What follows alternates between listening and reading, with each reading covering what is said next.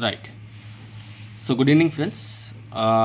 In this session, I'll be discussing about the first topic under the central nervous system, where I'll be discussing about the anatomical part. The first thing is development of neural tube. Why are we going with this topic of development of neural tube? We need to understand central nervous system means brain and spinal cord, right? Means brain and spinal cord. Now, in this session, we'll be discussing how the brain and spinal cord is formed. Okay, how it is formed. And before understanding how brain and spinal cord is formed, what is responsible, which part is responsible for the formation of brain and spinal cord? So let us understand what's written here. It's written that you have something known as neurulation, right? What do you have? You have something known as neurulation. And what do you mean by neurulation? Right? What do you mean by neurulation? It's written that process of formation of neural tube. Process of formation of neural tube. Now, what is the process here? And it's also written that it occurs in third week of development, right? It occurs in the third week of development. And it's also written that neural tube gives rise to brain and spinal cord. Now, what do you mean by neurulation? Neurulation is nothing but it is a process of formation of neural tube. Why are we understanding? Why we need to know about the neural tube? Because neural tube gives brain and spinal cord. So how the neural tube is formed? The first step written here, it's written that notochord gives signal to ectoderm, right? Ectoderm thickens and in turn forms neural plate. And the neural plate gives rise to neural tube. The part of the ectoderm that forms neural plate is neuroectoderm and the remaining part of the ectoderm is surface ectoderm. Now what is it trying to tell us? Okay, what is it trying to tell us? So if I take the section here, right, if I show you the structure section written here, it's written that, so this is an embryo, okay, where you can look into this is an amniotic cavity, this is an yolk sac, we have a layers, this is an ectoderm, mesoderm, and you have got an endoderm, right? You got an ectoderm, this is an ectoderm, this is a mesoderm, and this is an endoderm. In the mesoderm, right, we have a notochord. Now what happens here is this notochord gives signals. So same, let me draw the same section. This is an ectoderm, mesoderm, endoderm. Now if you look into this, this is a notochord, okay, right? This is a notochord. This notochord gives a signals to the ectoderm, right? It gives signals to the part of the ectoderm. The part of the ectoderm where the signals of the notochord are received, they form a thickened plate known as neural plate, right? They form a thickened plate known as neural plate. And this notochord continuously stimulates the neural plate and it leads to neural groove, right? It leads to neural groove. So if you observe carefully, the part of the ectoderm, right, the part of the ectoderm where the neural tube develops, part of the ectoderm that forms neural plate is the neuroectoderm. Remaining part of this ectoderm is surface ectoderm. That's the first point you need to understand, right? So this is the section, right? I have already discussed here. You have an ectoderm, you have a mesoderm, then you have endoderm. This is a section of an ectoderm, right? This is a section of an ectoderm where this is a neural plate, right?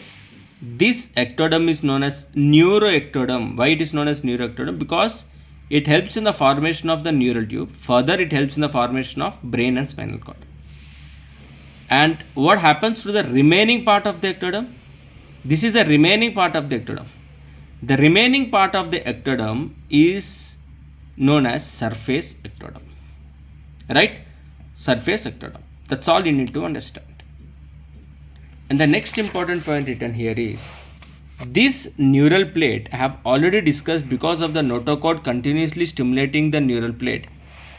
Now this neural plate, what does it do? This neural plate invaginates to form neural groove. What happens here is, this is a neural plate. This neural plate invaginates, that means it goes down and forms a groove-like structure. This is a neural groove. Due to the continuous signal from the notochord, remember that, due to the continuous signal from the notochord, the neural groove invaginate and forms neural tube. So this is a neural groove. Now there is a continuous stimulation to this neural groove. At last this neural groove, you need to understand, they form a neural tube, right? The groove binds and forms a neural tube. So if you observe carefully here, I have already discussed, this is an ectoderm, this is a neural plate, right? You can see neural plate border, right? Now I have already told you this, the neural plate folds, remember, right? This is a neural plate, this neural plate folds, and this is a neural groove. This neural groove further stimulate, it is stimulated by the notochord, right? It is stimulated by the notochord, and this helps in the formation of neural tube here, right? This is neural tube, right? This is neural tube. So that's the basic point you need to understand here. Now we need this neural tube here, right? We need this neural tube. And why do we need this neural tube? Because this neural tube gives rise to brain and spinal cord, right? And this occurs in the third week of development. That is the reason third week is very important, okay? Right? Third week of development. Now this process of formation of neural tube is known as neurulation. The process of formation of neural tube is known as neurulation. So that's the topic of development of neural tube.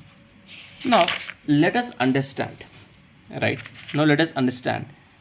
Neural tube invests to form neural groove, which I have already discussed. Due to continuous signal from the notochord, neural groove invaginates and form neural tube. Now we need to understand, we have got some cells, okay? We got some cells, and those cells are known as neural crust cells.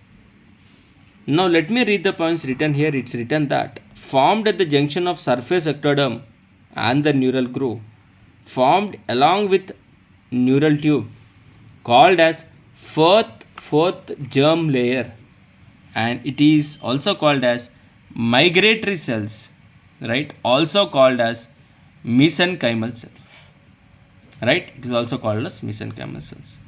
So let us understand what is it trying to tell us.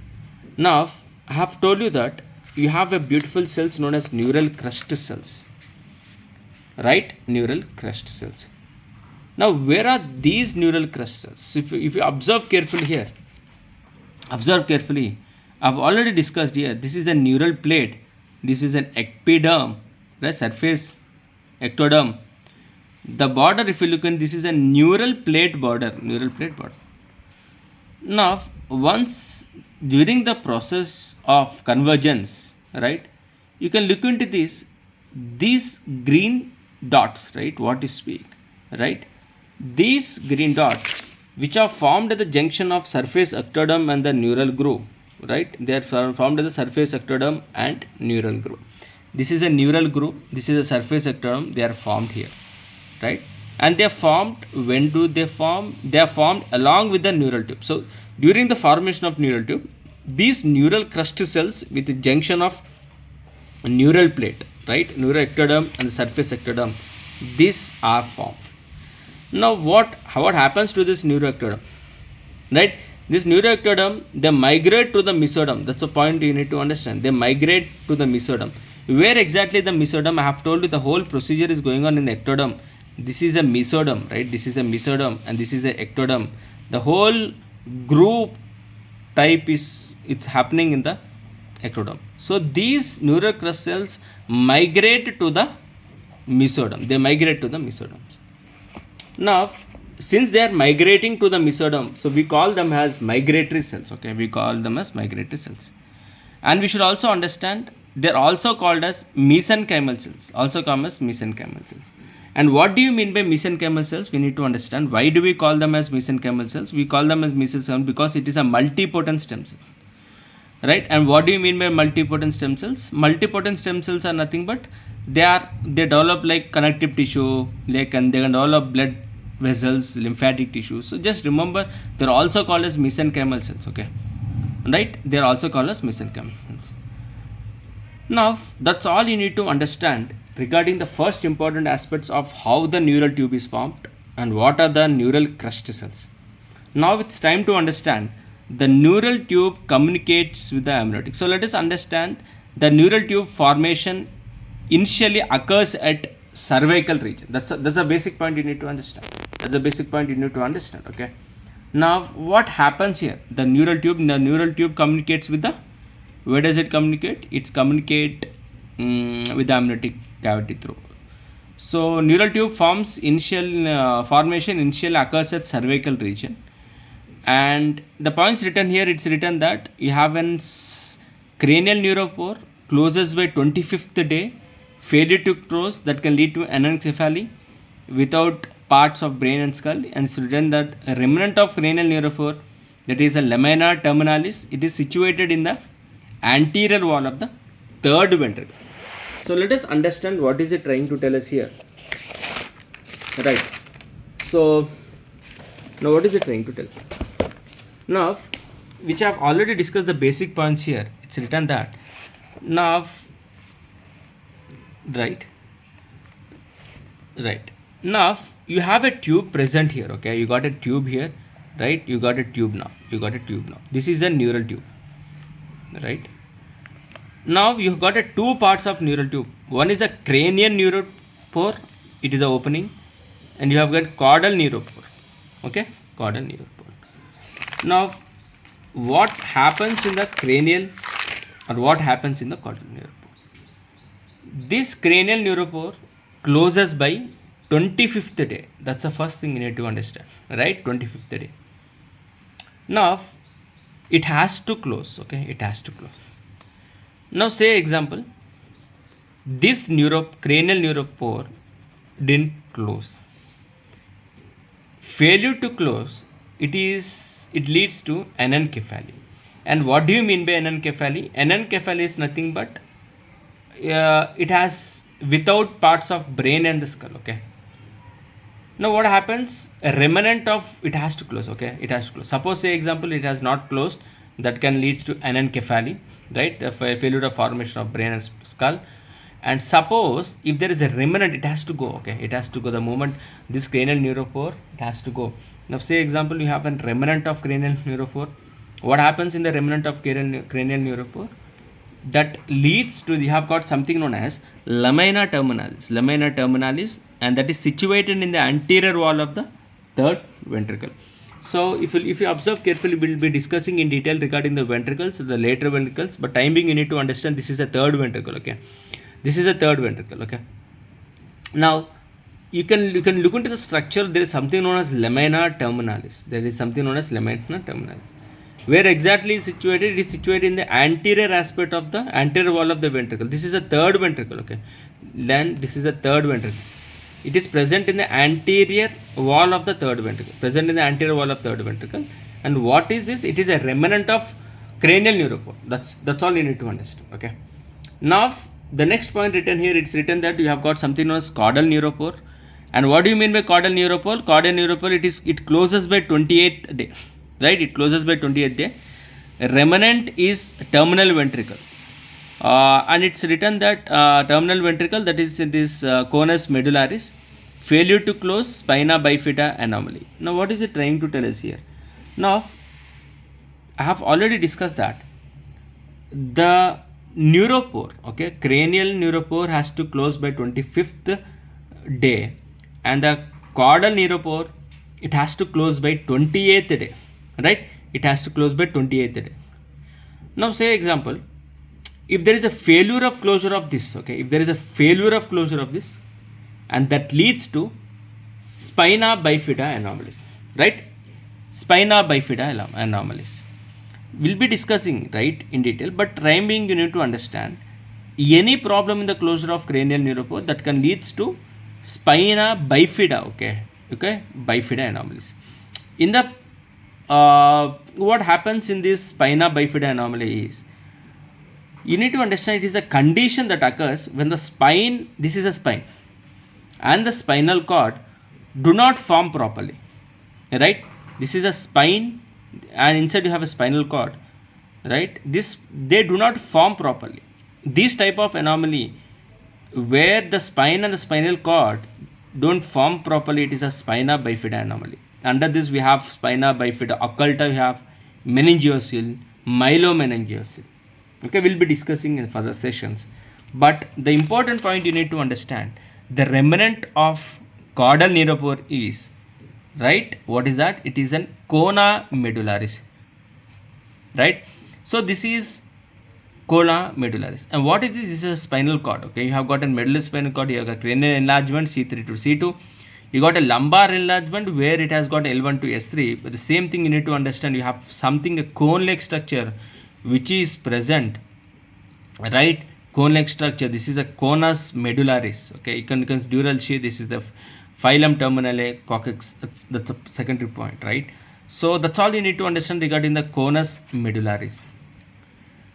Now let us understand, right, let us understand few important points regarding these neural tube defects. That's an important point you need to understand. And what do you mean by these, what do you mean by neural tube defects, which I have already discussed, and why do we see this? Okay, and why do we see this? If you look into this diagram which I have already discussed, this is a spina bifida, where you can look into, this is the ventricle, you can see is bifida, where you can look into this, there is a protrusion of this. Okay, because of dura mater is seen, spinal cord is seen, spinal fluid is also seen. The main concept here is why there is a defect, or why there is a neural tube defect, right? Why there is a neural tube defect? Now we need to understand why there is a neural tube. It is due to deficiency of folic acid. That's the first important point you need to understand, right? It is a deficiency because of the folic acid. Now say example, now there is a problem in the neural tube. The main problem either in the formation of neural tube, right, either in the formation of neural tube, it is deficiency of folic acid. Now example, first example I have told you, anencephaly, and you have got something known as craniorachisis. Okay, now I have told you that there is a, because of deficiency of folic acid here, right? Deficiency of folic acid. Now how do you prevent it? The folic acid tablet supplements from first trimester as soon as pregnancy is confirmed. As soon as the pregnancy is confirmed, you need to understand the folic acid tablets has to be supplemented. And the next important point we need to understand, the next important point is, you have got something known as craniorachisis. And what do you mean by craniorachisis? It is a severe form of neural tube defect. That's the first basic point you need to understand, right? The first basic point. It is a severe form of neural tube defect where the entire neural tube is open. It's open, it's open. Okay, entire neural tube is open. Now I think you can imagine how it is. The whole the spinal cord is open up. So that's all. What do you mean by rachisis? Okay, it is the craniorachisis. Entire neural tube is defected, or entire neural tube is open. Okay, now I have already discussed regarding the neural tube. Cranial part forms the it develops into brain, and the caudal part is spinal cord. Now the basic important points. What is that? The cranial part of the neural tube will form 3 primary brain vesicles. Okay, the cranial part of the neural tube will form 3 primary brain vesicles. What are those? The first thing is prosencephalon, right? Prosencephalon, and you have got something known as mesencephalon. Then you have got rhombencephalon. Now this is all the cranial part of the neural tube. The cranial part of the neural tube forms 3 primary brain vesicles. Okay, this is like a vesicle-like structure. Now it is a front, it is a prosencephaly. In the middle, mesencephalon. In the R, later write rhombencephalon. Right? What is the other name of prosencephalon? The other name of prosencephalon is forebrain. What is the other name of mesencephalon? Other name of mesencephalon is midbrain. What is the other important aspect? That is rhombencephalon. Right? Rhombencephalon. That's the basic point we need to understand. The other name of rhombencephalon which I have to understand, that is an hindbrain. Okay. Hindbrain. Okay, hindbrain. Right. Now, the next important point we need to understand is the derivatives of vesicles. Right? Derivatives of vesicles. What are the derivatives of vesicles here? The prosencephalon, right? If you observe carefully here, the prosencephalon, it derives into telencephalon and diencephalon. The mesencephalon derivatives, it's a mesencephalon, no issues. Rhombencephalon has got two derivatives, that is metencephalon and myelencephalon.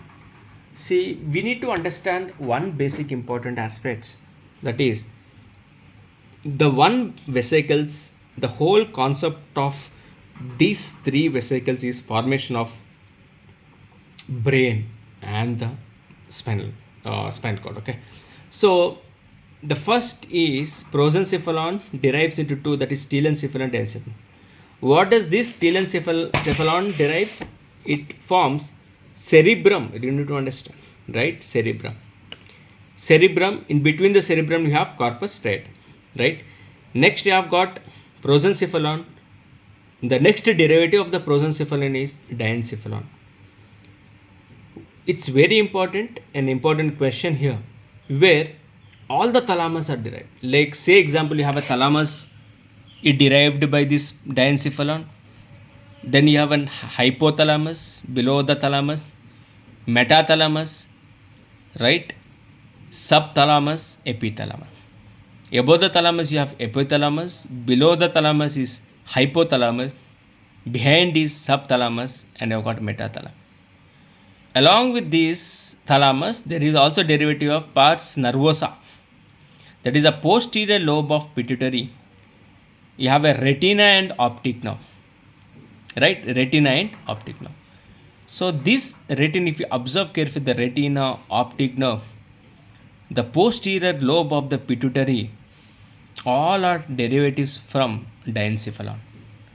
Now what is derived from mesencephalon? M for midbrain is derived from mesencephalon. And what is derived from rhombencephalon?